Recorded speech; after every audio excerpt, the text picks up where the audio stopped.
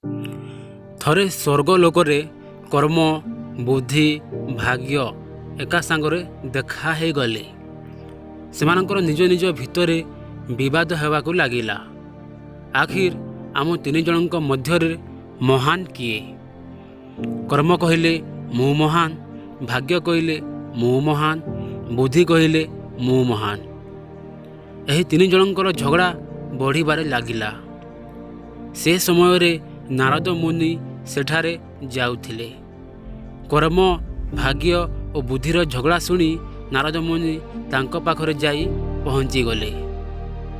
ନାରଦ ମୁନି କହିଲେ, କେଉଁ କଥାରେ ତୁମେମାନେ ଝଗଡ଼ା କରୁଛ? ଆଉ ସେ ତିନି ଜଣ କହିଲେ, ହେ ନାରଦ ମୁନି, ତୁମେ ଆମମାନଙ୍କ ଭିତରେ ନିର୍ଣ୍ଣୟ କରନ୍ତୁ କି ଆମ ଭିତରୁ କିଏ ମହାନ ଓ କିଏ ବଡ଼ ଅଟେ। ନାରଦ ମୁନି ହସି ଦେଇ କହିଲେ, ଠିକ୍ ଅଛି, ମୁଁ କହୁଛି।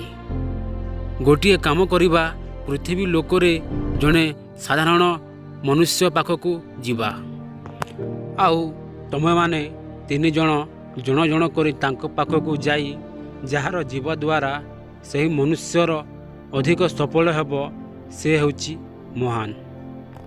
ତାପରେ ନାରଦ ମୁନି ସେଠାରୁ ଚାଲିଗଲେ।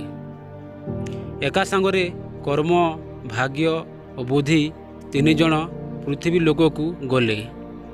ସେମାନେ ସେଠାରେ ଜଣେ କାଠୁରିଆକୁ ଦେଖିଲେ। କାଠୁରିଆ ବହୁତ ଗରିବ ଲୋକଟି ଥିଲା। ସେ ଲୋକଟି ଜଙ୍ଗଲକୁ ଯାଇ କାଠ କାଟୁଥାଏ ଓ ସେହି କାଠକୁ ବିକ୍ରି କରି ପେଟ ପାଲୁଥାଏ। କର୍ମ, ଭାଗ୍ୟ ଆଉ ବୁଦ୍ଧିକୁ ପରୀକ୍ଷା କରିବା ପାଇଁ ଏହାକୁ ଠିକ୍ ଲାଗିଲା। କର୍ମ, ଭାଗ୍ୟ ଓ ବୁଦ୍ଧି କଥା ହେଲେ। ନିଜ ନିଜ ଭିତରେ ସେମାନେ ଗୋଟିଏ ଗୋଟିଏ ସପ୍ତାହ ଧରି ସେହି କାଠୁରିଆ ଦେହରେ ରହିବେ। ଯାହାର ରହିବା ଦ୍ୱାରା କାଠୁରିଆର ଅଧିକ ସଫଳ ହେବ, ସେ ଅଧିକ ବିକାଶ କରିବ, ସେହି ମହାନ ଅଟେ। ଏ କଥା ସମସ୍ତଙ୍କୁ ମାନିବାକୁ ପଡ଼ିବ। ସମସ୍ତେ ଏ କଥାରେ ରାଜି ହୋଇଗଲେ।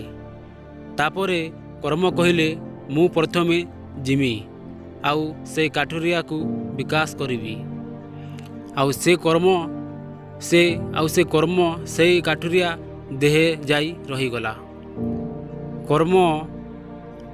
କର୍ମ ଆସିବା ଦ୍ୱାରା ସେ କାଠୁରିଆର ଶକ୍ତି 2 ଗୁଣ ବଢ଼ି ଯାଇଥିଲା। ଆଉ ସେ କାଠୁରିଆଟି ସବୁଦିନ ଠାରୁ ବେଶୀ କାଠ କାଟିବାରେ ଲାଗିଲା। ଏଥିରେ ସେ ବହୁତ ଖୁସି ବି ହେଲା। ସେ କାଠବାଲାଟି ଭାବିଲା, ଆଜି ମୁଁ ଏତେ ସାରା କାଠ କାଟି ଦେଇଛି, କିନ୍ତୁ ସେ କାଠକୁ ଉଠେଇ ବି ପାରୁନଥିଲା। କାହିଁକିନା ସେ କାଠୁରିଆଟି ପ୍ରତ୍ୟେକ ଦିନ ଏତିକି କାଠ କାଟୁଥାଏ ଯେତିକି ତା ହାତରେ ସହଜରେ ଆସିଯାଉଥାଏ। ସେ ପୂର୍ବ ଭଳି ଯେତିକି କାଠ ନେଇ ବଜାରକୁ ଯାଉଥାଏ, ସେତିକି କାଠ ନେଇ ବଜାରକୁ ଗଲେ ଆଉ ବଜାରରେ ବିକ୍ରି କରିବାରେ ଲାଗିଲେ। ଆଉ ତାଙ୍କୁ ପୂର୍ବରୁ ଯେତେ ଟଙ୍କା ମିଳୁଥିଲା, ଆଜି ମଧ୍ୟ ସେତେ ଟଙ୍କା ମିଳିଲା। ଏହିଭଳି କର୍ମ 7 ଦିନ ତାଙ୍କ ଶରୀରରେ ରହିଲେ। ଆଉ ସେ 7 ଦିନ କାଠୁରିଆ ଅଧିକରୁ ଅଧିକ କାଠ କାଟୁଥାଏ, କିନ୍ତୁ ହାତରେ ଯେତିକି କାଠ ଆସୁଥାଏ, ସେତିକି କାଠ ନେଇ ବଜାରରେ ବିକୁଥାଏ। ଆଉ ବଜାରରେ ସେତେ ଟଙ୍କା ହିଁ ମିଳୁଥାଏ ଯେତେ ଟଙ୍କା ସେ ପୂର୍ବରୁ ପାଉଥିଲେ। ତାପରେ କର୍ମ ସ୍ୱର୍ଗଲୋକକୁ ଚାଲିଗଲେ। ଏଥର ଭାଗ୍ୟର ପାଳି ଆସିଲା। ଭାଗ୍ୟ, ଦେଖ ମୁଁ ସେ କାଠୁରିଆକୁ କେମିତି ଧନବାନ କରାଉଛି। କର୍ମ ତ ଧନବାନ କରାଇ ପାରିଲା ନାହିଁ, ମୁଁ କରାଇ ଦେଖାଇବି। ଭାଗ୍ୟ ସେ କାଠୁରିଆ ଶରୀରରେ ଯାଇ ପ୍ରବେଶ କରିଲା। ଭାଗ୍ୟ ତୁରନ୍ତ ସେ ଜଙ୍ଗଲରେ ଗୋଟିଏ ସୁନା ଚାନ୍ଦିବାଲା ବେଗ ଦେଖାଇ ଦେଲା। ଆଉ ଗୋଟିଏ ଥରରେ ତାଙ୍କର ନସିବ ବଦଳାଇ ଯାଇଥିଲା। ଆଉ କାଠୁରିଆଟି ବହୁତ ଧନ ପାଇ ଯାଇଥିଲା। କାଠୁରିଆ ଏତେ ସାରା ଧନ ପାଇବା ପରେ ସେ ବହୁତ ଫାଲତୁ ଖର୍ଚ୍ଚ କରିବାରେ ଲାଗିଲା। ଆଉ ଦିନସାରା ଆରାମରେ ଶୋଇବାରେ ଲାଗିଲା। ଟଙ୍କା ତ ଆସିଯାଇଥିଲା, କିନ୍ତୁ ଜ୍ଞାନ ଅର୍ଥାତ୍ କର୍ମ ଆଉ ବୁଦ୍ଧି ତାଙ୍କ ପାଖରେ ନଥିଲା। ସେ ଟଙ୍କାକୁ ଠିକ୍ ଜାଗାରେ ଲଗାଇ ପାରି ନଥିଲେ। କାହିଁକିନା କର୍ମ ତ ତାଙ୍କ ପାଖରୁ ପ୍ରଥମେ ହିଁ ଚାଲି ଯାଇଥିଲା। ଆଉ ସେ କାଠୁରିଆଟି ବହୁତ ଅଳସୁଆ ହୋଇଯାଇଥିଲା। ଆଉ ଧୀରେ ଧୀରେ ସବୁ ଟଙ୍କା ଖର୍ଚ୍ଚ ହେବାରେ ଲାଗିଲା। ଆଉ କାଠୁରିଆ ଆଗରୁ ଯେମିତି ଥିଲେ ସେହି ଅବସ୍ଥାରେ ପହଞ୍ଚି ଯାଇଥିଲେ।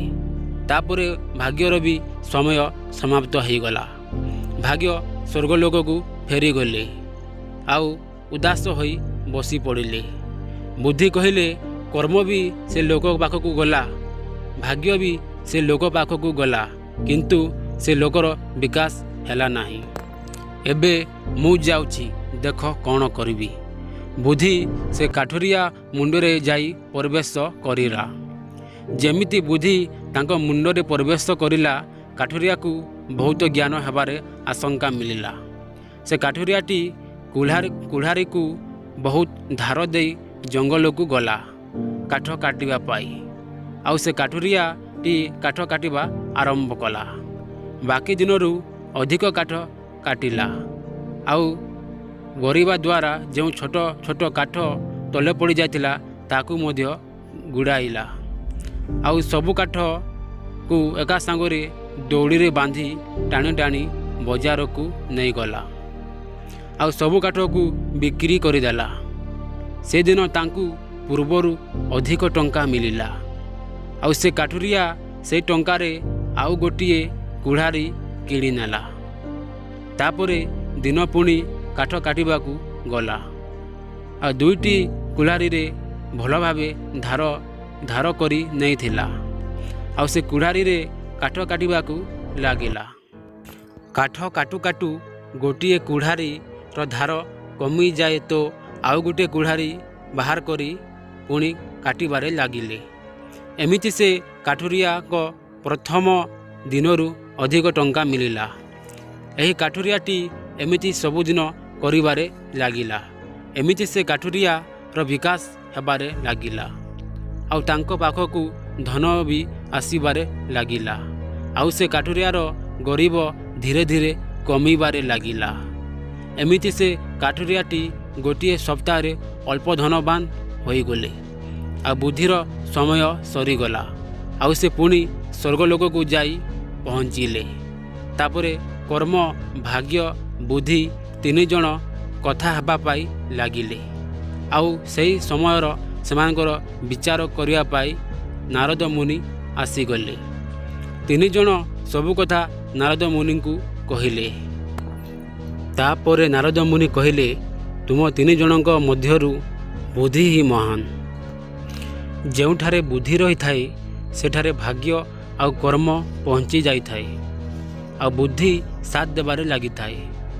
ତ ଦର୍ଶକ ବନ୍ଧୁ, ଏହି ଛୋଟ କାହାଣୀଟି ଆମକୁ ଏହା ଶିଖାଉଛି କି ମଣିଷ ଜୀବନରେ ସଫଳ ହେବା ପାଇଁ ଚାହୁଁଛି, ତାହେଲେ ବୁଦ୍ଧି, କର୍ମ ଆଉ ଭାଗ୍ୟ ଏହି ତିନୋଟି ହେବା ଦରକାର ଅଟେ। ଯଦି ସେ ତିନୋଟି ଭିତରୁ ଗୋଟିଏ ବି ନ ରହେ ତାହେଲେ ସଫଳତା ହାସିଲ ହେବ ନାହିଁ।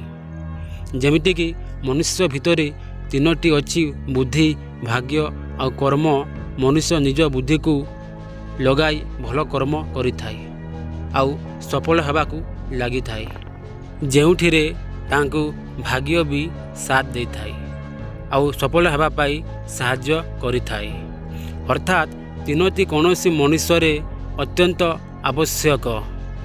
ସେଥିରେ ମନୁଷ୍ୟ ଜୀବନର ସାର୍ଥକ ହୋଇଥାଏ। ତେଣୁ ଏହି କାହାଣୀଟି ଆପଣଙ୍କୁ କେମିତି ଲାଗିଲା ମୋତେ କମେଣ୍ଟ କରି ଜଣାଇବେ। ଯଦି କାହାଣୀଟି ଭଲ ଲାଗିଥିବ ତାହେଲେ କାହାଣୀକୁ ବହୁତ ମାତ୍ରାରେ ସେୟାର କରିବେ। ଆଉ ଯଦି ମୋ ଚ୍ୟାନେଲରେ ଆପଣ ଯଦି ନୂଆ ଥିବେ ତାହେଲେ ଚ୍ୟାନେଲକୁ ସବସ୍କ୍ରାଇବ୍ କରିବେ। ତ କାହାଣୀକୁ ଏଠି